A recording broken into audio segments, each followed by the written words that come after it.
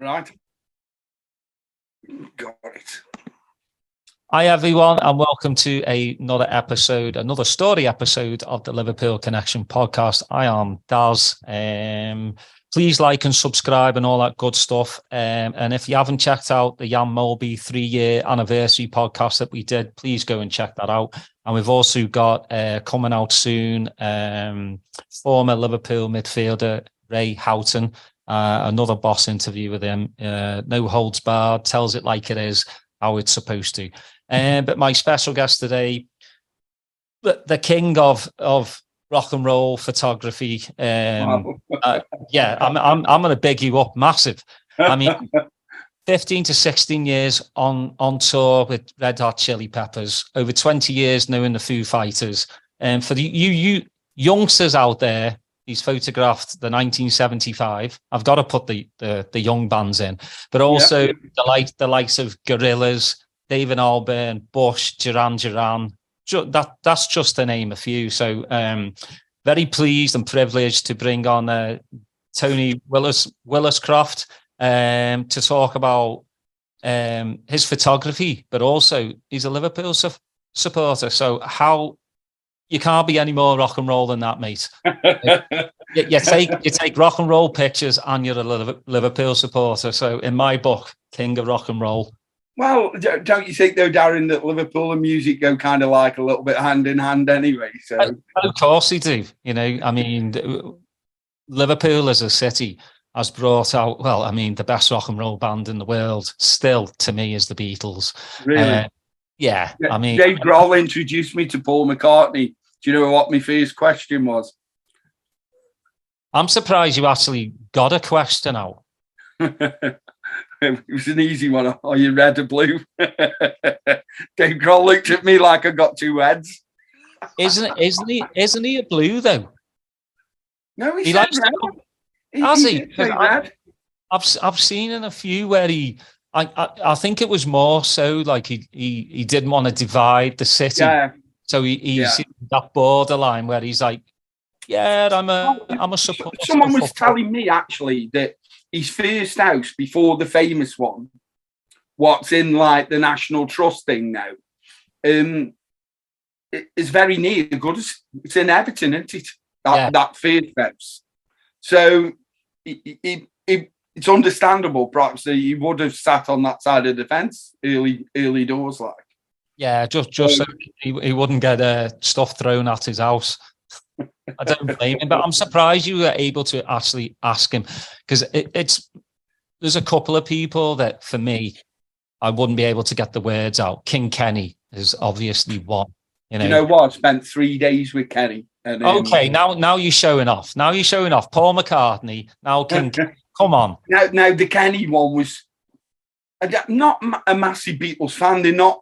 I know it sounds thingy, and as I look at your Zoom link at your place with all your trainers on the back wall, and I see the Istanbul thing behind you, and that's perhaps one of my favourite ever Beatles songs, because it was, there are places I remember it was put towards the video, and that song always resonates with me, you know what I mean? It's like, that was the first Champions League final that I ever got to go in that lot. And so, but the Beatles thing is a weird one. I'm 58 and I grew up in the punk thing, much to me mum and dad's horror. Trust me. It's hard for people to suss out these days the outrage that punk caused. My mum's famous line to me, Darren, was I had two punk rock mates who came call for me when we were going out. I was only 14, 15. My mother's famous words, which will make her laugh even to these days, was, "Where did we go wrong?" Oh, no. And the look of like horror on her face of, "Where did we go wrong, Tony, as you bring this to the door?"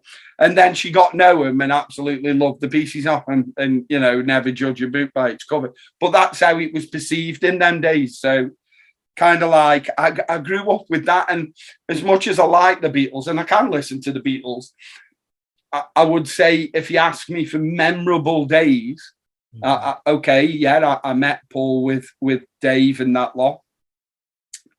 But he's also a massive Led Zeppelin fan, and I've given Jimmy Page a lift home from the Kerrang Awards and things like that, and they don't really resonate with me either. Now, if you ask me when I went out with the Gorillaz and I was with Paul Simonon and Mick Jones, I got goose pimples. Yeah. Because they're the second band I ever queued up to see at the Victoria Hall, The Clash, you know what I mean? And I walked in the Gorillaz rehearsal in a small little rehearsal room in Latimer Road in London, and Mick and Paul were up the corner, and I was like, that's Mick and Paul, that is, from The Clash, you know what I mean? That's really resonating with me. But going back to originally say, my whole connection with Liverpool and doing photographic work with them comes through, obviously, it's kept a lot more, the Americans have kept it a lot more in-house now, but first of all, when I first started doing it, it's kind of like subbed out to a company, so Trinity Mirror had it. And then there was a subsidiary in Trinity Mirror called Reach Sport. Now, Steve Hanneran and Rick Cook and Paul Dove are really good friends now. And I reached out to Steve Hanneran because I noticed Liverpool had got a weekly magazine coming out. And I was like, if ever you need anybody, this is my CV. If ever you need anybody doing anything with the players, give me a nod kind of thing. And he said, look, we get very, very limited time with the players, but I'll bear you in mind knowing where you've come from kind of thing. He liked the Chili Peppers, he liked the Foo Fighters. And it's again goes back to Istanbul, doesn't it? Because I took a bridge digital camera to Istanbul. I only got about 200 pictures on the card. The whole Istanbul thing was a little bit mad because, you know, again, going off, I can talk for Britain, trust me on this, Darren. So going off kill, it's going to be very, very interesting tomorrow to see how many Man City take to that place. Let me tell you. Quite simply is, I just left Kerrang in 2005. I'd had enough of doing Cannibal Corpse in Sheffield Corporation, that, and I wanted to expand my portfolio, and I basically got a bridge camera, a digital one, took it. I couldn't afford the £800 trip, which it was then. I'd got a ticket for the final, but I hadn't got 800 quid I'd spend on a flight, and I'd got 100,000 air miles on United on Star Allowance because I'd flown to America that much in 15 years. But for 2 weeks for the final, I was ringing up and saying, any flights? No, there's nothing available. And on the last Saturday before Arsenal played Man U in the FA Cup, I got up at 7 o'clock, rang up again, got blown out again. And then I tried again at 3 o'clock. My ex-girlfriend said, look, go and try again. What are you losing? And I said to the woman on the ticket desk, I don't care if you fly me to Bangkok and fly me back. All the traffic's going to Istanbul. I know it is. And she started laughing, the German woman did, and said, why is it so important? And I told her my team were in the final kind of thing. And it took her 3 hours root me out, but she did. I used over 50,000 of the mile. So it's going to be very interesting to see how many Man City take, because when I rolled up there in Istanbul, there was 50,000 Liverpool out there. It was like Anfield Road South. I bumped into people off my road, you know, in the final.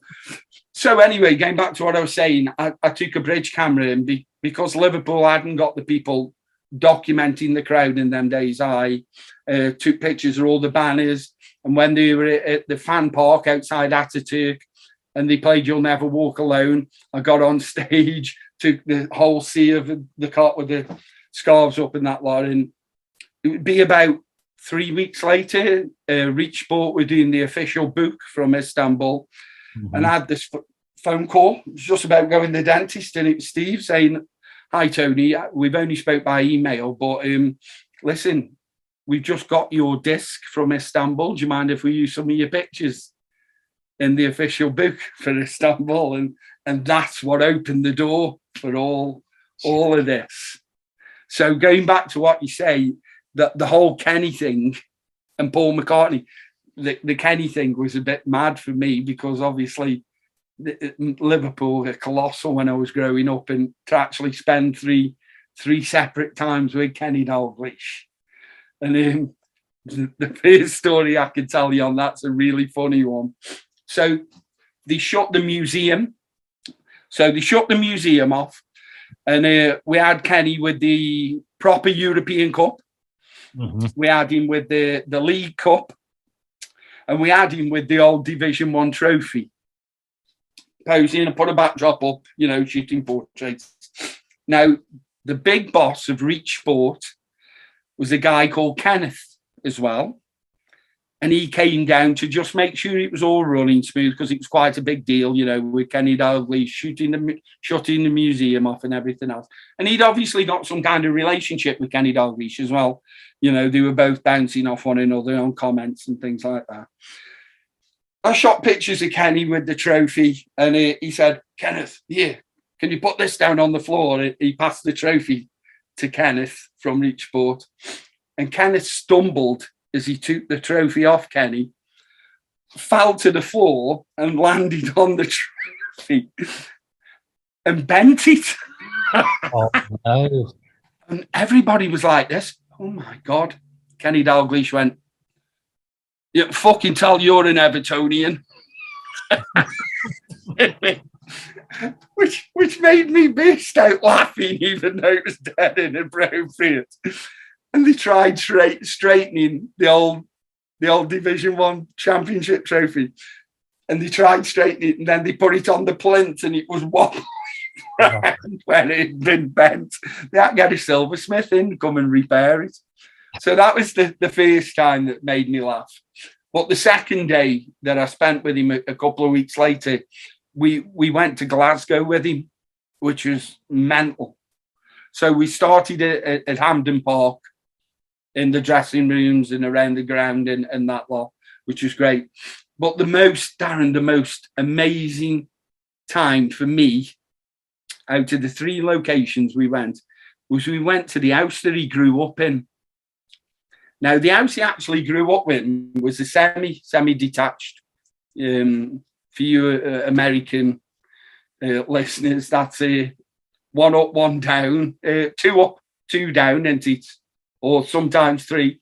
So it's a 2-story house that's semi-detached to another house, which was quite, very common in the UK. And there was a row of them. One of them was Kenny's. But either side of him was a 4-block tenement. So 4-story blocks of flats. So not high-rise one, only 4 stories. So you got one by the side and one along the bottom. But in the middle was a green, an asphalt green, bit of grass, bit of gravel kind of thing. And that's where Kenny learned to play football. So we were having a kick around on there. And Kenny came out and said, "Yeah, can't be here long, lad. We can't be here long." I'm thinking, "Ken, what you on about? It's like 50 odd years since you've been bloody here. Who do you think's here now?" kind of thing. Do you know what, Darren? 10 minutes later, "Yeah, is that you, Kenny?" And suddenly all these people appeared out of the flats. And within minutes, there was like about 50 or 60 people around. This is like midday on a Tuesday afternoon. I'm like, oh my God, he was right. Suddenly I'm having to do all these pictures with all these big groups of people and everything. It was just bizarre and berserk. And then we went to Parkhead with him, Celtic. And I did pictures of him around Celtic. But that, to me, was one of the best days I've had. You just had so much time with him. I think he was out of Liverpool. He was really relaxed. And, it was proper day, that was. It was fantastic. Yeah. And, you touch wood on things like that because, and I always remember him saying to me, I said, "Is anything you regret, from Liverpool, your time at Liverpool?" And still now you associate. And he said, yeah, I never got sit in the Kop when there was a match on. And I was like, come up by us, you'll be fine. You know what I mean? But it was brilliant. Absolutely. They are the pinch yourself moments, you know what I mean? Certainly in what I've done kind of thing, you know. I think the mad thing is dealing with all the old players has been brilliant. I did a Liverpool captain's book. And we went to Ronnie Whelan's house in Southport, where we had to pull apart the dining room to put the studio up, and hotel rooms here, there and everywhere. Jamie Redknapp's garage down in Leatherhead in Surrey. And it was proper adventure, that was. Me and Rangel did it, and it took about 8 months to do it all and get near the players. And a couple of them were, you're going to have to come now and do it, otherwise you won't get it, kind of thing. And a couple of the lasting memories of that, it was in Steven Gerrard's last season. And did you hear this story on the last podcast that from Rangel, the Steven Gerrard picture? Mm-hmm. I always carry that mantra around with me. Never meet your heroes, they'll always let you down. And that's not strictly true, but what that actually means is you don't quite know what was happening to them 5 minutes before you walk in the room full of life, kind of thing. You know, they could have been having the worst day ever, kind of thing. And when I did Stephen for his captain's book, it was in his last season when he was leaving. And it was tense. There was tension, you know, he was going, and first he'd do pictures and then he wouldn't. And then I got 60 seconds to do a portrait, kind of thing. And so that was one of the lasting memories of Dina. But the Tommy Smith one was, I think, the most lasting out to that. And it was one of the last interviews that Tommy ever did. And it was quite shocking in the sense that we'd done Tommy 3 years before for the Liverpool Heroes book. And he fired on all 4 cylinders 3 years before. I never realised he couldn't fold his arms properly because his elbows were smashed from playing the game, and he'd had new bits and bobs that had never gone quite right. So he couldn't fold his arms right, and cortisone injections everywhere. But he was telling stories about hitting left, right and centre, you know what I mean? He was full of it. And his wife had Alzheimer's really badly, and Tommy was the glue. Tommy looked after it, did everything for her, you know what I mean? And then when his wife died, his daughter said within 6 months, Tommy had gone, Alzheimer's. So when we went back to him to do the captain's book, he was like a child. It was really like, wow, God, you know. And my last memory of Tommy is him standing at the window waving to us at bye-bye, like as we were leaving, like a small, like a child, really, you know. And it was, I think, more shocking because I'd gone to his house in Crosby before, and it'd been ace, all the stories he told you and everything else. And then suddenly, you know what I mean, this whole thing where they're not, this heading the ball, they're heavy. But Ron Yates was a little bit like that. He had to have Ian St. John, who unfortunately now has gone as well, prompting him, kind of thing. So some of the things that I've done actually for Liverpool have been quite amazing. But looking at the picture from Istanbul, it was all them pictures from Istanbul that are supplied that opened the door for it. So there you go. That's half an hour got in 2 stories, isn't it? Crazy. Only 19 minutes in. But I want to go back way back, because obviously you're not a Scouser. No. When did Liverpool Football Club come into your life? So they were the big team when I was a kid. You know, in 76 when they were going for the treble, I think it sparked everybody's thing. I was 11, you know, and just suddenly Liverpool were on the map, kind of thing. And that's when you started noticing them and things like that. And I always say, the funny thing is, you'll relate to this more than anything. and this is how you'll relate to it. I've done gigs in America. This is a great story, actually. I was out on a tour some years ago, the early 2000s, and it was a Tattoo the Planet tour, and it was Slayer, Biohazard, loads of bands. And I got the phone call off the Chili Peppers that they were in the Midwest. They'd all had mohawk shaved in and all the rest. Did I want to come out? And I went, well, I'm in the States anyway, so whereabouts are you? And they went, oh, we're playing Chicago in 2 nights' time. All right. So I'm like, okay, I'll finish this job today. I'll get on the Amtrak from Detroit around to Chicago. And so I arrived at Chicago the night before the Chili Peppers show. It's about 10 o'clock at night. And I rolled out and I went straight to the Holiday Inn. No, I'm sorry, there's no availability. We've got a trade thing in. Then I got in a taxi, went to the next hotel, no availability. And they said, there's a massive trade convention in Chicago, there's no chance. So I sat in with the taxi driver and I went, listen, mate, this is where the band are playing tomorrow night. I didn't say what band. I said, is there a hotel or a motel near this venue? And he said, yeah, there is. And I said, well, oh, great, they'll have availability. He said, yeah, that most definitely they'll have availability tonight. And then I said, I could jump on the bus after.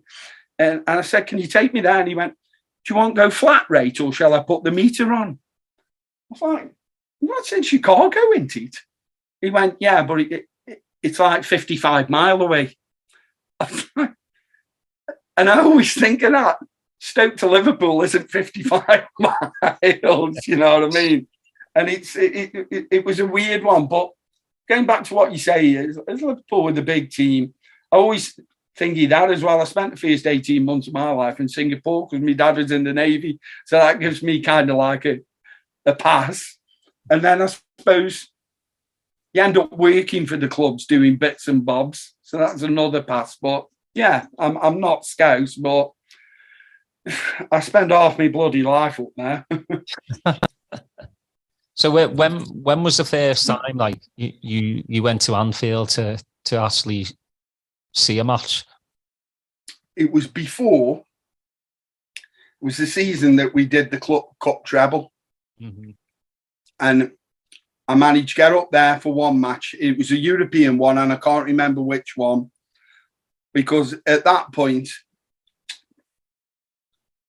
I did editorial work for Kerrang, for Raw magazine for 7 years, and then I did Kerrang for something like, I think it was 12 years or something like that. And I was never home. And if you were home, then you were out at the weekends. And as much as I loved football and everything else, it just didn't mix. And I'd follow my team on by the scores or whatever. Don't forget, there's no internet or anything in them days, no YouTube to watch the match, so you'd be waiting for the score. So I could, but I was offered a European ticket that night that I went up, and then I had a friend who isn't with us anymore, Steve Schultz, massive Scouser, 6'7", great guy. And he got tickets for the FA Cup final. I was like, I fucking would have loved to have gone that. And he said, mate, we can go Dortmund for when they play Alaves. And I went, count me in. I haven't got no work on, count me in. You know what I mean? He said, I've got touts lined up. You know, we'll get in. And and this is again a great story, Dan. He said, have you got any mates? I said, what do you mean? You want to go to the match? And he said, yeah, I've got a tour bus. What do you mean you've got a tour bus? He said, I've got a 12-bunk tour bus we're going to take. And there was 9 of us on a 12-berth tour bus. And so we rolled up on that car park by outside Dortmund where all the buses parked. And there was like 50, 60 people getting off the buses. 12 of us got off our double-decker bunked tour bus. And we were all into town, and we were waiting for this tout to ring us with the tickets. And we heard a whisper that Alaves had returned another 1,000. But if you got up the ground now, you could get hold of him. So we legged it up the ground, and a guy called Beer was in front of me, and I was saying, Beer, are there any tickets left? And how much? And he was just, give us your fucking Deutschmarks, mate. And I went, what? Just give us your Deutschmarks. And I gave him my money, and he bought his tickets, and I sat next to him for the final. So that was the first final that I went to. But the first time was one of them European matches then on the run up. And then you kind of get hooked then. Then I found out that a really good friend of mine in Stoke, his brother had a season ticket since 94. And I found out through Mick then that there was a bus that runs from Stoke every home match, league match anyway. And you found out then that you could get tickets through that. So I did that for a few years. And then in 20 years ago this year, Mick's friend who sat by the side of him on the cot couldn't afford his season ticket, and he let him down the night before the renewals were up.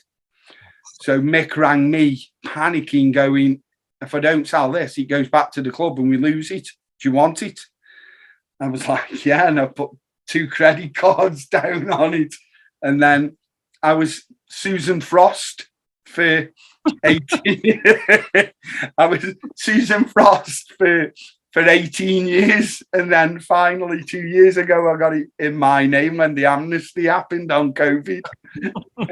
And even though it's been mine, you couldn't change it. And there was like people, you know, what they like. It's really bizarre. I've never known it before. And if I'm honest, I've never known it of other teams either, where the season ticket it has been in somebody else's name and they won't let it go, even though they haven't been for 15 or 20 years. You know, I'll come back one day kind of thing. It's like, Jesus wept. But yeah, finally it's in my name kind of thing. But yeah. No Sue anymore, hey? No, them days have gone now. now you can take the lipstick and the makeup and the wig off. Yeah, that's correct. See, that's the thing too. Like, you know, there's been so many season ticket holders. Like when you know, swap the ticket out, because you know, I've had it done to me, and some mates have given me the ticket, and you walk up there, they're so used to the same person sitting next to him, staring at you like, who are you? Yeah. Who are you? And you're like, yeah, you know, because well, I mean, season tickets are like gold dust, you know. I mean, you've got, thank God, you know, the opening the new stand, so you get an extra, I think it's an extra 1,000 season tickets now, which I find bizarre, because it's 6,000 more seats, but only 1,000 season ticket holders. Some of them go to hospitality or whatever, and then some go to, you know, general sale, which I still think's mad. You know, you've got people that were getting excited because of the capacity going up, and they're still, you know, 1,001 away from getting a season ticket. You know, but there's so many people in for them. You know, you're not going to make everyone happy. That's the thing. I think the mad thing is as well, Darren, is people tend to panic around him and don't want to make any ripples. Do you know what I mean? It's one of them. If I aren't saying anything, nothing gets noticed. And I used to have a guy sitting behind me named Michael, and his brother and uncle were in the main stand, and they'd taken 2 season tickets off other family members who hadn't been for years. And it was a father and son season ticket. And if Liverpool had actually done the sums in the main stand at the time when they all changed and they had to all put the amnesty in and then do it again, I think the son was 75 and the father was 143. This is how long these had been. Not. It was crazy, you know what I mean? It was something bizarre, like the son was 55 and the father was 80 odd. It was just like, if you'd actually looked at it and gone, father and son, really? This has been father and son since like 1990 or something. But because people just don't like making waves or whatever. And not only that, Liverpool made it hard for a long time. I remember going to I was photographing an international ladies' night for Liverpool just before COVID. And what was the big chief executive? I think he's gone now. Was he Rick Parry? Yeah, Rick Parry. Yeah. Yeah, he was in there. And everybody had a drink and was singing "You'll Never Walk Alone Again." This is before we knew that COVID was going to happen. And I collared him at one point and I said, "Rick, listen, can I ask you something?" And he said, "This looks serious. Why? What's the matter?" And I said, "Listen, mate, I've been Susan Frost for fucking 18 years. Are you ever going to have an amnesty again so I can actually change it?" And he started wetting himself and he said, "Listen, we realise this. And we're generally thinking about it in the next 12 months. And then, of course, COVID happened and everything then stopped again. And then you thought, oh, this will never get going again. And then finally, with the new stand and the thingy. And I think that Liverpool have had to have a real go on it because of the touting thing was getting out of control, where you'd have one bloke who'd have 14 or 15 cards. And it was knocking him. And I kind of get that. But the funny thing is, the new way that they do it, where your tickets on your phone and that lot, is knackered a few friends who go very occasionally, kind of thing. You know what I mean? And that's kiboshed, all that kind of thing. So that you can't really win on all of this. It's getting rid of the touts, which I understand, who are making an absolute fortune out of the thing, but it's actually punished the occasional user kind of thing that's waiting for go, and then my mate's got laryngitis, you could come this week kind of thing, and now they can't unless they're friends and family or have got a thingy card. So I get it, but. Yeah, do you know what? If we're going to talk Liverpool, it's an important summer, this one. I mean, we've just made the signing of McAllister, haven't we? But it's really weird. I have really mixed feelings tomorrow because watching Man City in that final, it's a bit of jealousy because we're not there kind of thing. But I have to kind of like get a grip on reality, really, because past 5 years, when you think about it, Darren, we've been spoiled rotten, really, haven't we? I mean, it's my time as a season ticket holder. I've been 4 Champions League finals. Most people don't even go one. I've been 2 Europa Cup finals, 4 FA Cup finals, 3 Carabao Cup finals. It's ridiculous when you lump them off, kind of thing. But we've been spoiled the past 5 years, and then suddenly this season. And I always say, when I watched it last season, I wouldn't have swapped for anything. It was a party all the way. And I always remember the Wolves game, even though Villa were beating Man City at Man City 2-0, we were never actually above them. We were losing to Wolves. Yeah. And I did have that fear in me towards the end of the last season that we were running out of puff a little bit and needed fresh legs. And then I was quite shocked in the summer when they didn't. We bought Núñez in, but that was just for Mane. But I was quite shocked when we didn't bring any. And then we kind of like had that false dawn against Man City in the Charity Shield, and I was out with Jerry Cinnamon on that. So all my friends went in that lot, and I thought, wow, here we go kind of thing. But then I did go Fulham, and Fulham was a bit of a slap in your face. Ooh, you know what I mean? This isn't quite right, is it? Kind of thing. And then the whole adage, we didn't need anybody, and then within 3 weeks didn't have a midfield, kind of like caught up with us really badly. And then I think couple that with the first time in 5 years where we didn't have a lot of consistency either. So you beat Bournemouth 9-0 and then lose the next 2. The old mad thing is we beat Man U 7-0 and lost 4 games on the bounce after that. Yeah, it was a tough season. I mean, I've said it many times though, the last 5 seasons has been absolutely amazing. You know, again, I'm a 70s, 80s kid. So the team of the 80s with Molby, Barnes, you know, Rushy, Aldridge was my team. And I've never seen football like that until really this time around. I think we got used to it, and we forgot these players are human beings, and we looked at them like robots. I mean, you know, Virgil, I think it was after the World Cup, you know, he's usually kind of soft-spoken, but he came out and he was like, we're human beings, you know.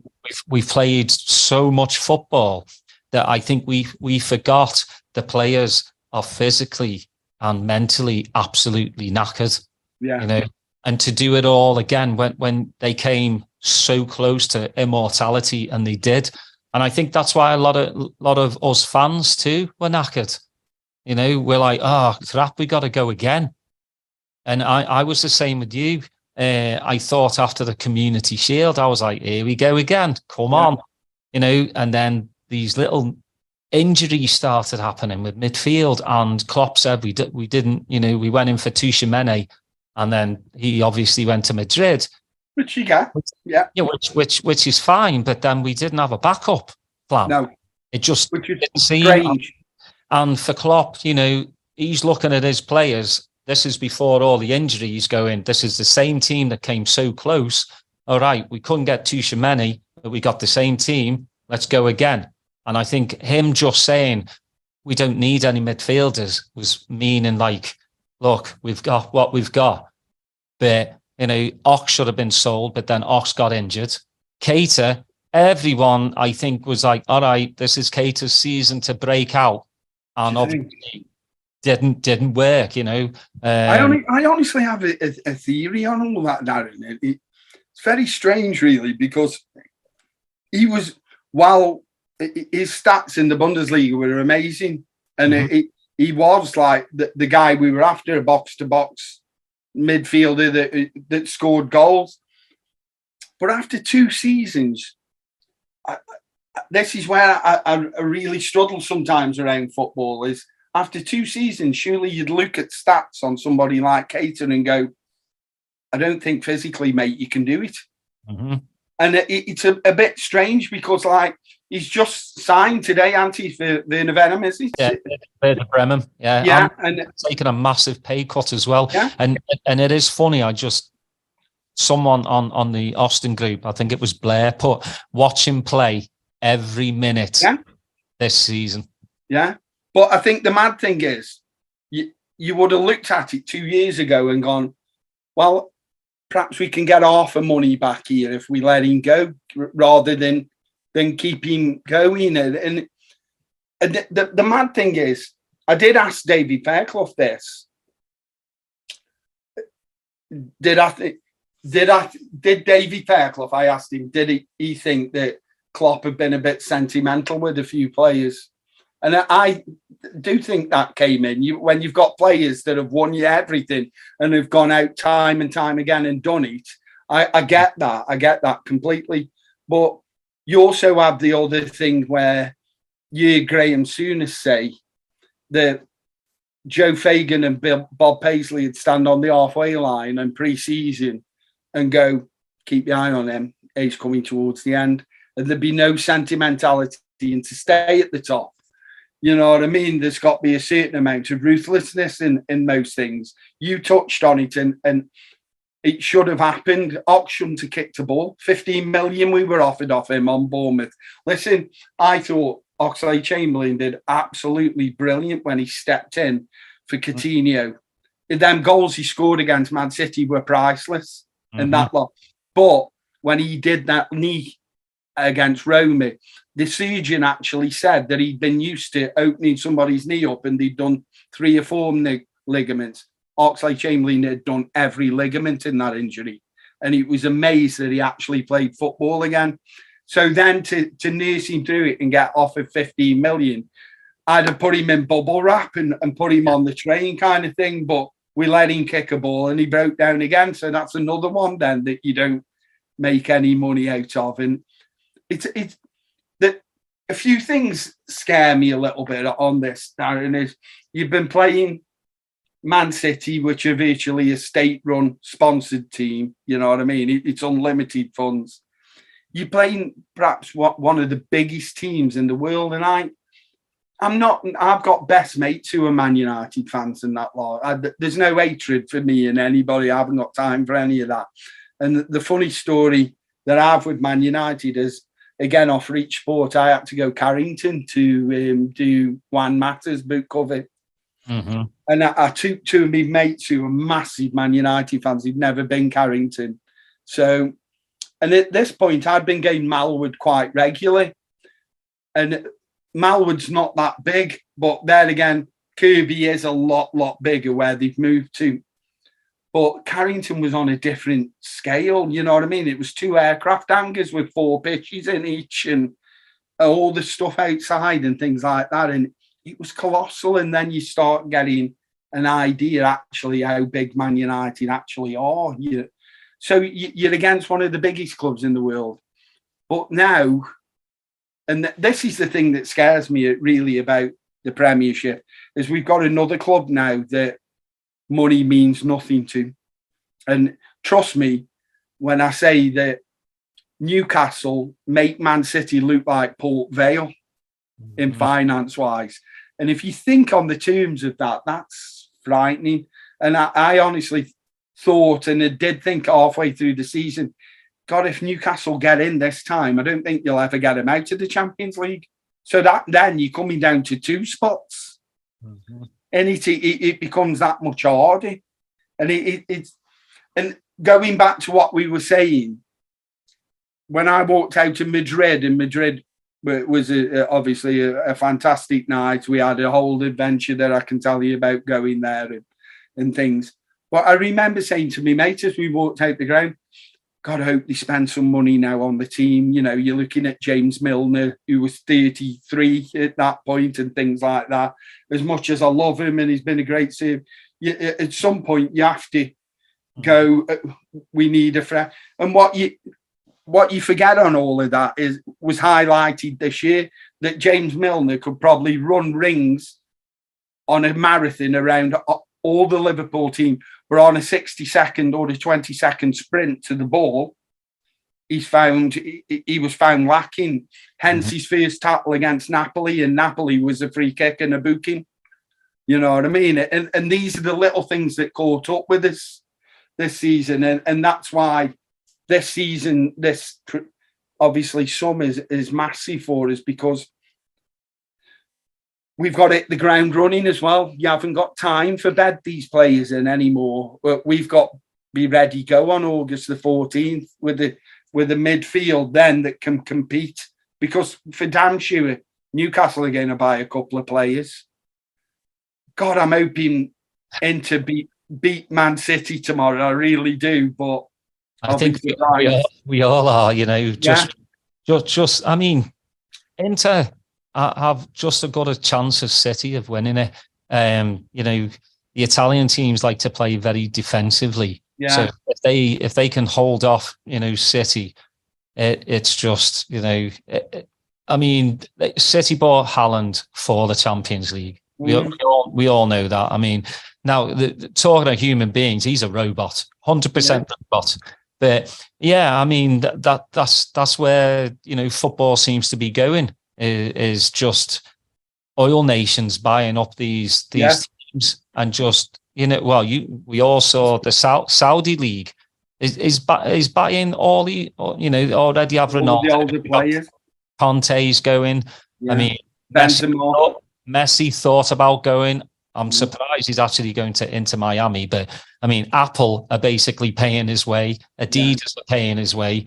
But yeah, I mean, money changes everything. And, you know, I won't lie, at the beginning of the season, I didn't think we needed anyone. I didn't. No, I think I was I really did think I was more towards the end of last season, we were running out of puff. Yeah, I mean, we were just getting over the line on most things. Mm-hmm. And it's a brutal season when you play every game. But I think the only... sorry. The only thing that I can say in all of this is FSG have been brilliant owners and model owners, really, if you see how football should be run and everything else, where there isn't an endless pot of money. But do you not think sometimes, Darren, that FSG react instead or aren't proactive enough? So your case in point would be the centre-backs, where we let Lovren go because he wasn't going to get a game. And then we went, 3 of them will be enough, don't worry.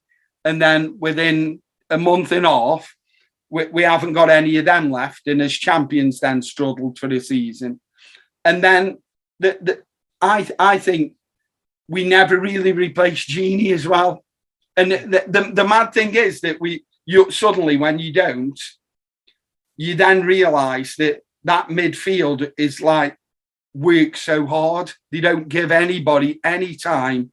And suddenly then you've got Thiago, who doesn't do that, but he likes time on the ball and is able to spread it around. But then Gini Wijnaldum and Fabinho have to work twice as hard. And that's why they have burnt out somewhat. So you kind of like go, well, if we'd actually spent a bit of money on buying somebody for Wijnaldum, he perhaps would have lasted us a little bit. But as a supporter and going, I went to every final and the semi-finals and all the rest of it last year. You could see us just getting over the line on things. And I was quite shocked in the summer especially when if you target a player and you don't get him, and then you've obviously, if you've targeted a player in midfield, you've said we need somebody in midfield. Not having a plan B was quite strange to me, kind of thing. And I suppose finances come into it if they are doing the Annie Road end. You know, just that. The only thing that you find with that kind of thing is bricks and mortar give you money back. Players don't. Yeah. And that's your biggest thing. Once you've invested 50 to 70 million in a player, that's money down there. But that goes back to that other argument where, personally, I'd have looked at players like Keita and gone, do you know what? I really wish this would have happened, but it's not going to. And been quite ruthless on it and gone, okay, let's get 30 million for him and let's chuck another 20 in and see if we can get somebody who can physically do it in the Premiership. His stats were really good, when he started for Liverpool and he played. The high percentage rate of Liverpool winning was mental. But you can't have somebody starting 1 in 10. Yeah, well, it's just tough because, if we would have bought a quality midfielder, we wouldn't need 3, 2 or 3 this summer. We'd only need 1. I think we need maybe another centre-back. I think Matip might be leaving. Gomez just has lost all his confidence. Gomez, for me, you might want to keep him as, a backup right back. And he doesn't tend to have a little injury either, though, Darren, does he? Yeah, Gomez has a massive one. We seem to have that problem with these injuries. Canute seems to be a little bit injury prone. Matip, injury prone. Thiago, injury prone. Yeah. Again, to me, Thiago is a luxury player. Yeah, we get 20 games maybe from him. Yeah. Last season, I think, was the least we've got out of him since we've had him. Yeah, so we've got to start looking at that, and I'm sure Klopp is, and the team is now going, all right, we've got to look at these injury records at these players and stop buying injury-prone players. Or is it something that they're doing in training? Are they training too much? Are they not doing the right thing? I'm going to let Klopp deal with that. It's a strange one because also when we sold players, the mad thing is them players haven't gone on to do a lot either. They've done nothing. No, Coutinho really's failed since he's gone. Wijnaldum has had bad luck, broke his leg, just now coming back. But as harsh as it sounds, Mane hasn't set the world on fire. No, so going back to what I originally said, sometimes a lack of foresight, because if you had replaced Wijnaldum, and I was another one that honestly thought that Gini didn't score enough goals. He should have scored more goals than he should have. And, you know, when he went, they wouldn't give him a 4-year contract. I think they only offered him a 2 or 3 year deal, and he wanted more money. I was like, oh, well, you know, we'll cope kind of thing. And then you kind of like realise what Gini's biggest asset was to the club was he never got injured. Yeah, exactly. Well, I mean, he for Liverpool though, Gini played a different position than he did for Holland. For Holland, he was scoring the goals because he was allowed to go forward. Yeah. For us, he was the engine with Hendo. So, you know, it was like stay back, you know, get the ball from the opposing team, like press. Close them down, that's what it was about. So, you know, hopefully this summer, you know, like we said, we've got McAllister in early, and I think Klopp wants to get at least another 2-3 players in early so they have a full pre-season. We go again, we see where we're at. You know, I think we'll do all right next season. Everybody moaned about not getting Jude and things like that, but do you know what? Right, I look at it a few other ways. I remember Sancho was massive at Dortmund, you know what I mean? And he was brilliant for England and that lot, and he went Man United and it ain't happened. And I'm not saying that Jude Bellingham would be like that, but when you blow your entire budget on one player, and if it doesn't work, you are really up the creek without a paddle kind of thing. And I get why it was always probably a few million too far for Liverpool kind of thing. Not only that, you've got the kind of thing that Arsenal have got now where they're playing Saka. Is it 250 grand a week now or something like that? And he's just turned 20. What's going to happen when in 2 years' time, when his contract's halfway through and he walks back in and goes, are we extending this or are you putting me money up kind of thing? You know what I mean? And if he's on 200 grand now, what's he going to be on in another 2 years' time kind of thing? Yeah, see, that's the crazy thing too. You know, again, like money's kind of ruining football. Like the wages are just absolutely insane. You know, you've got Salah on 300k. It looks like Jude is going to Madrid and it's looking about 400k. It's just madness for a 19-year-old. Yeah. You know, you get on Twitter and people have all these opinions and stuff. I don't think we'll ever know, did Jude really want to come to Liverpool? Yeah. Or did we put in a bid, or were we already told by Jude's camp that he's chosen Madrid and this is it? And you know, maybe FSG and Klopp, they saw how much that you know he wanted on wage wise, and they were like, nah, we're not paying a 19-year-old 400k a week. Go on your bike. I get it as well on the sense is like everybody was like, well, he could have gone Madrid later on. I do see it from other sides sometimes, because when Madrid come in for you, or when, you know, United or whatever, it's always at the back player, or Barcelona, it's always at the back of the mind. If I don't go now, what if something ever happens and I never go? You know what I mean? If I don't go now or whatever. So I get it, you know. But sometimes that it ain't rosy. I mean, the shocking thing is it looks like Eden Hazard's about to retire, doesn't it? Yeah. And I mean, if you think that Naby Keita's been injury prone for us kind of thing, you should look at the money that they paid for Eden Hazard and the wages and what actually he did for Real Madrid.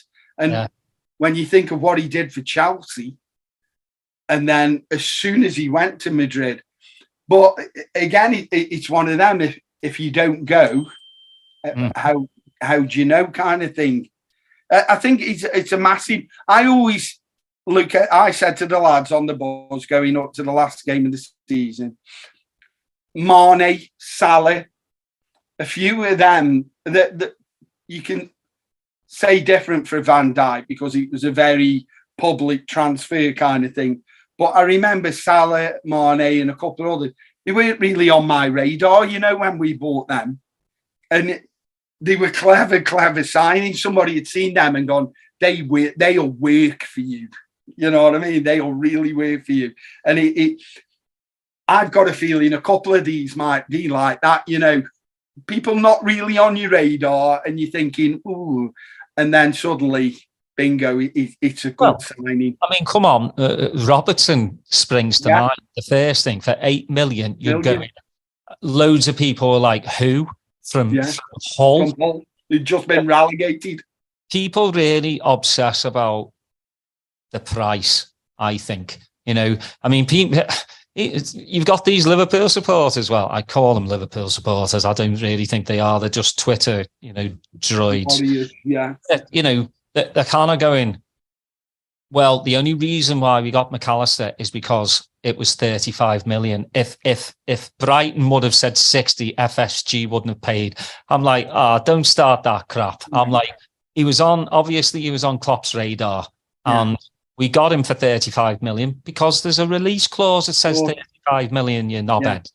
People really just need to think. Like, Mane was only 30-something. Salah was only, I think, 35 from Roma. You know, the only big ones were Alisson and Van Dijk. And that was paid for Coutinho money. And I don't understand some of the, I call these fans, I call ourselves supporters. Fans are people that worry about net spend. I could care less about net spend. As long as Klopp brings in the right players, I could care less whether Southampton, Villa, Wolves have spent more money than us. How many trophies have those three teams won in the last 5 seasons? 0.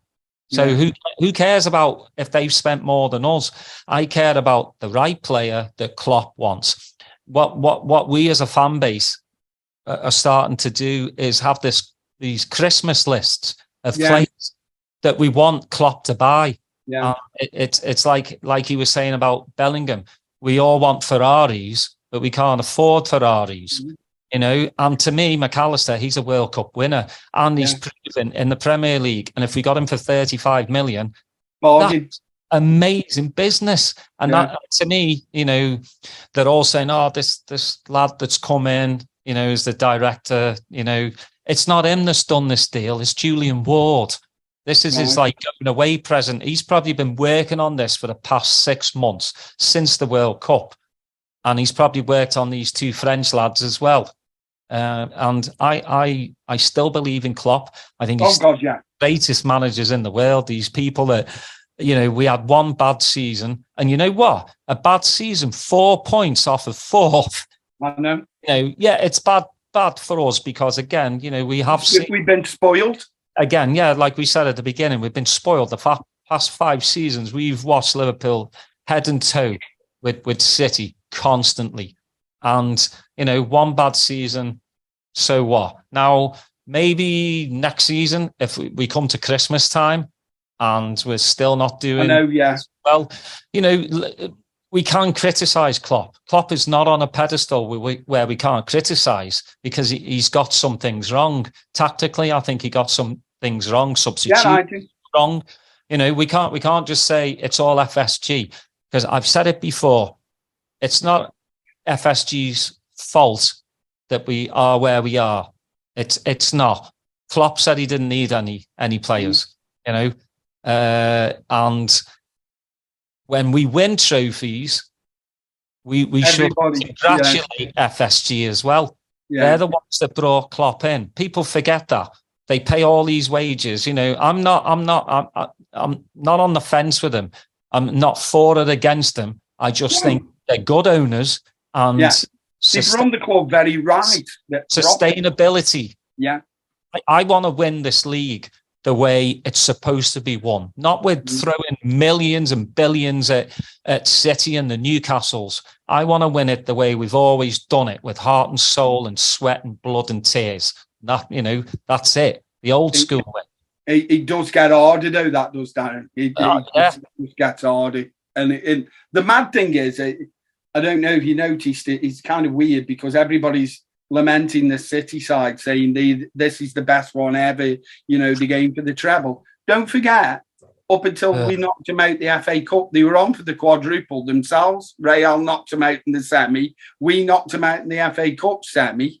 And then they won the other two. But the mad thing is, when we've gone toe-to-toe with them in the league, you only dare lose once and draw a few times. You know what I mean? Man City up until Christmas, I think, had lost 4 times. Yeah. Well, that didn't happen for 4 seasons when we played them. It really didn't. So it's a good City side. And since then, they've gone on an amazing run.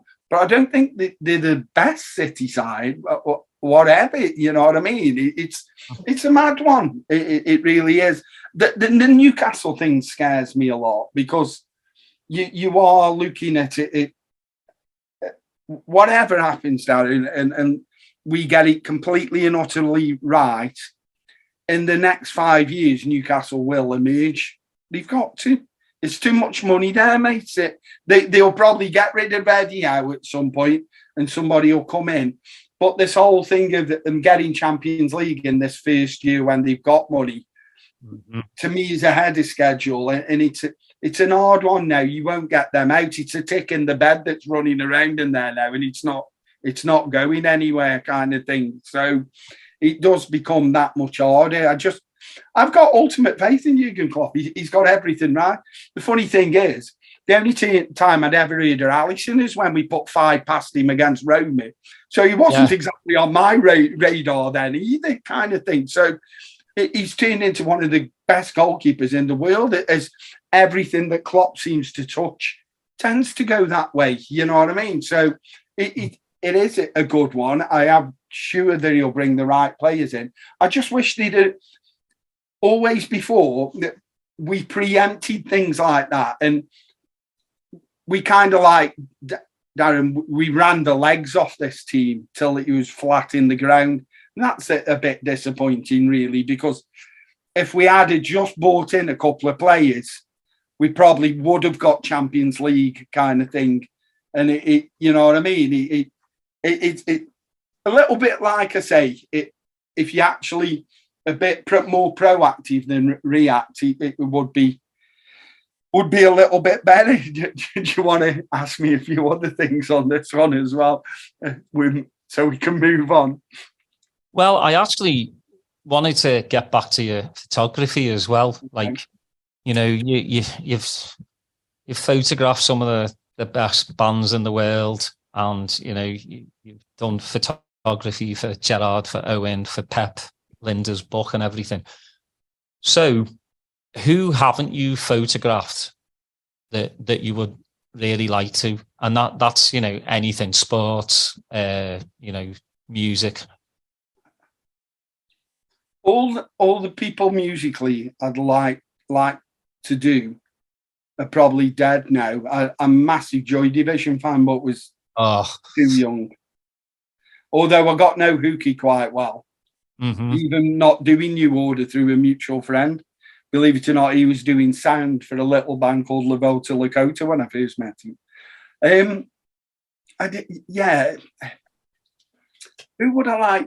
Usain Bolt, because it's I've got a really, really good story about a mate and Muhammad Ali. And Ali would have been, I'd have got goose pimples around Ali, because if you think that Muhammad Ali was one of the most recognizable faces on the planet without the internet and without media saturation. And my friend who lives on Central Park East now, actually, in New York, often stayed with him when he lived on Central Park West. And I remember bowling up once at his flat, and on his fridge, they got a Polaroid of Muhammad Ali with a fist underneath Mark's chin, kind of thing. And I'm like, my God, you met Ali? He said, yeah. When we were kings, he did the book and the film, and they came into New York. Mark was doing the boom arm sound, you know, the big airy mic. He said I was around Ali all afternoon, kind of thing. And he said, right at the end, when they cleared all of the stragglers out of the bookshop and everything, there was just Ali's entourage in there, the cameramen, and the book owners, and a few dignitaries and things like that. And he said, "Tony, I saw me chance," and he went, "Champ, any chance of an autograph or a photo?" And he said, Ali looked up, sharp as a tick, at him and said, "Of course you can." And I was like, "Oh my God!" But he'd be the one. You know what I mean? That Ali would be the one. It's funny, isn't he? I did see Joe Aguero's book cover, and again for Reach Sport, and it was a time when Liverpool were going toe to toe with Man City, and I think they beat us by 1 point that bloody season. And I wish I'd have kicked him in the shin now, but he was a really great guy. I mean, you go from one extreme to the other. I've done Steven Gerrard 3 times. The first time I did him, I should have had something like an hour with him to do 2 covers, and he gave me 20 minutes. The second time with him, I did his captain's book cover, and I got 12 minutes for that one. And then the third time I did him, I got 60 seconds. But Aguero, I did 3.5 hours. We did everything you asked for, he did, and everything. And he was really, really good. I got him signed an Argentina top as well, not a Man City one. But I would say, sports-wise, probably, like I say, Usain Bolt, maybe. Probably, I'm not a massive Messi fan or a Ronaldo fan. I appreciate both of them, kind of thing. But I always like, isn't it funny, you always have that lasting memory of Messi when at the Camp Nou, when they put 3 pastors and they were all at him at the end, bowing down to him, and and we played so well, scored no bloody goals and lost 3-0 kind of thing. And then that was the greatest night of my life at Anfield when we did a 4-0. And I always have that lasting impression of that ball boy running. I don't know if you ever saw that gift. The ball boy running past him, sticking his face as he walked off. Always sticks in my mind. But yeah, footballer-wise, yeah, I'd like to do Salah. There's something interesting with Salah. I always think you probably could do something with Nunez as well. You know what I mean? A nice moody shot with Nunez. But if there was anybody I could have done, it would have been Ali. It really would have. He was just Ali. I get goosebumps thinking about now. And some of his things were nice things. What he did. I've just watched that George Foreman film. Mm-hmm. And he mentally did George Foreman, not physically. Physically, they both beat 7 shades out of each other, but mentally, he actually calling him an Uncle Tom and everything. He really messed with George Foreman's head, kind of thing, to the point where he gave it all up. And I'm not saying he found God, but you know what I mean. He certainly didn't help the situation, kind of thing. But yeah, Ali. Music-wise would probably be X-Ray Specs. I did the Sex Pistols in the reunion was that in 97 when they came back and played Finsbury Park. Mm-hmm. That was a good show to shoot, but I'm always one of them of shooting John Lydon as well. I aren't sure if I want to, because I think he'd smash anything that I've got left in me, thinking of him, kind of thing, you know what I mean? But probably it'd be X-Ray Specs and Joy Division if I could go back. And Jimi Hendrix, I hear so many interesting stories about Jimi Hendrix. You know what I mean? That kind of thing could be very...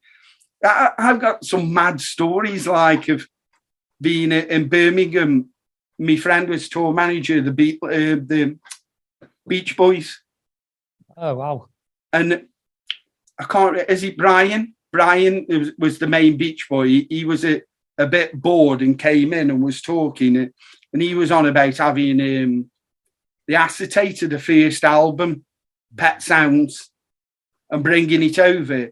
And was in the speakeasy, and the Beatles were in there, and they all went back to this hotel room, and the Beatles were blown away with what the the Beach Boys had come up with, and you sit there and hear stories of that, like, are kind of like berserk. If you think you've got a few stories, like, wait until you hear some of these. So yeah, there are a few things, but it's funny, isn't it, that always kind of like, I honestly think that the reason that I got on probably so well in the Liverpool press office and things like that is when I did Suarez once, and he wasn't the easiest character to get along with. And I think that went over 15 minutes over the shoot kind of thing. And God, he bollocked the press agent. He absolutely ripped a strip off him kind of thing. And so he was honestly, I know it went a bit sour in the whole Barcelona thing, especially when they came back. But he was one of the most wonderful players I ever saw at Liverpool. He was unplayable. Not only that, now it's only now as well, Darren, that you hear some of the stories where cortisone injections in the ankles, in the feet, and he's having put boots on that are 2 sizes too big, so he can play. Yeah, and now you know, different things where a player. I hate to go back, but it is one of the funny stories. When Naby Keita announced he was going, did you hear the most famous injury thing that Naby Keita had? At number 1 was sitting under the air conditioning on the plane and getting a crick neck for 2 weeks. He didn't play. And then you think of somebody like Suarez that was putting on a boot that was 2 sizes too big so he could play, and things like that. And then it starts bringing it home to the reality of what some players will go through and what some players won't go through kind of thing. So, yeah, they are definitely the ones. I did Torres as well. Torres was a great guy. I love Torres. Yeah. He again... broke my heart. Yeah.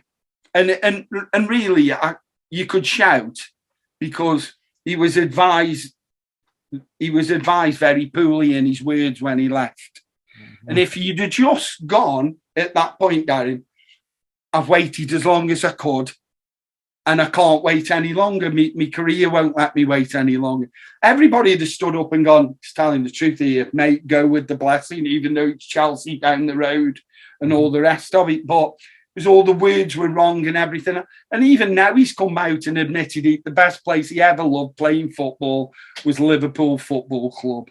And he wishes he'd have never gone. But he's another one that left and didn't do a lot either. He scored that goal in Barcelona, but that was about it, wasn't it, for Chelsea? So I've been lucky. That the only thing is the American owners tie it up pretty hard with Liverpool. The one that broke my heart was I was up for doing Andy Robertson's boot cover as well, you know, and with the COVID then I couldn't get near him. And I was like, this is breaking my heart, you know what I mean? One of the players that you just would have loved to have done his boot cover, and he gives it all for the club, and then I can't do it because of bloody COVID and everything that happened. So yeah, they are some of the people that I've missed that I would love to have shot. Well, Tony, I really appreciate you coming on. This hour and 15 minutes has gone by so quickly. I could have you on for another 2 hours. I told you I could talk for Britain, didn't I? I said that. We'll have to bring you back on for like parts. Yeah, no problem with that. Yeah, no problem with that, honestly. Like I say, anything that I've got a passion for and I love, I can talk for Britain about kind of thing. You know, it's not hard when you love it kind of thing.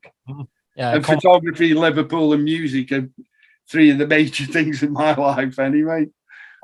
Major in my life as well, you know. I mean, I love photography, I love Liverpool, and I love music. So but if you want to check out some of Tony's work, your website is Tony Woolliscroft. Tony Woolliscroft, and Woolliscroft is spelled WOOLLISCROFT.co.uk. So that's Tony Woolliscroft, all one word.